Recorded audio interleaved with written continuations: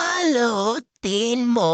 Ay, sorry! Pumiyok lang Kailangan po. ko pa bang sabihin? All-time favorite sa handaan at hindi talaga umaabsent. Kadalasan at number 1 pa nga itong sinasharon ng lahat. Sa paghanda nito, kailangan natin ang bestie ng bayan. Syempre, ano pa ba kundi ang ating food processor? Kailangan lang nating pinuhin itong mga ingredients natin at inuna ko na nga itong mga carrots at patatas. Napakalaking bagay at tulungan nitong food processor na to dahil napapadali nga yung buhay natin. O sige nga, pagalingan ng sagot. Kung wala itong food processor na to, anong pwede natin gamitin para pumino itong mga gulay na isasawag natin dito sa ating Shanghai? Paano kaya yun, Mare? Alam mo ba ang sagot? I-comment mo na yan dyan sa ating comment section. Pagkatapos ng carrots at patatas, ay sinunod ko na nga itong mga kinchay. So sa una, hindi naman kailangan na agad-agad ay sobrang pino na kagad ang ating pagkakagiling. Step by step lang din naman ang mga ginagawa natin dito. Pag nagiling na lahat ng mga gulay na yan, ay i-make sure natin na sobrang giling talaga sila bago natin ihalo dun sa ating giniling. Worth 200 pesos ngang giniling ang nabili ko. Dahil giling na nga ito, ay hindi ko na nga rin siya sinama dun sa food processor. Kumuha lang tayo ng malinis at malaking lagayan para dun natin paghahalu-haluin ang lahat ng mga ingredients natin. Maliban sa giniling na karne ng baboy, ay naglagay din ako dito ng breadcrumbs na 80 grams. Pampalasa, katulad ng asin, seasonings at mga paminta. 2 large eggs nga ang nilagay ko dito dahil kung mapapansin nyo nga ay medyo madami nga ito. At naglagay nga rin pala ako ng oyster sauce dito, pero kung meron kayong liquid seasoning, mas okay yon. Halu-haluin lang natin ng maigi hanggang sa mag-well combine yung mga ingredients natin, pati yung mga pampalasa. Kung ganyan ang itsura, ay halong-halo na yan at ready na nga ang ibalot yan. Para malaman nga natin kung okay na ba talaga yung timpla niya, nagpiprito lang ako ng maliit na part para malaman kung may dadagdag pa ba dun sa ating mga pampalasa. So yung size ng wrapper na ginamit ko dito ay large. Muha lang muna ako ng konti at yung iba ay binalik ko muna dun sa lagayan. Sa gayon ay maiwasan nating manigas yung mga wrapper na hindi pa natin gagamitin. So dito hindi na ako nagdoble ng wrapper. Sa bawat wrapper, mga 1 kutsara siguro ang nilagay ko dyan. Sa sealed naman ay tubig lang talaga ang ginamit ko. Pero kung gusto nyo mag-improvise ng mas matibay na sealed ay pwede kayong gumamit ng cornstarch. Repeat the same process hanggang sa matapos lahat itong mga binabalot natin. Pero dito sa mga ginawa kong pang filling sa Shanghai, I'm sure naman na kulang talaga itong mga wrapper na binili ko. It's okay naman dahil sinadya ko talaga yan dahil yung matitira dyan ay may paggagamitan talaga ako. So hayan, ganyan na lahat, kadami lahat ng nabalot ko. O diva, napakarami naman talaga nito.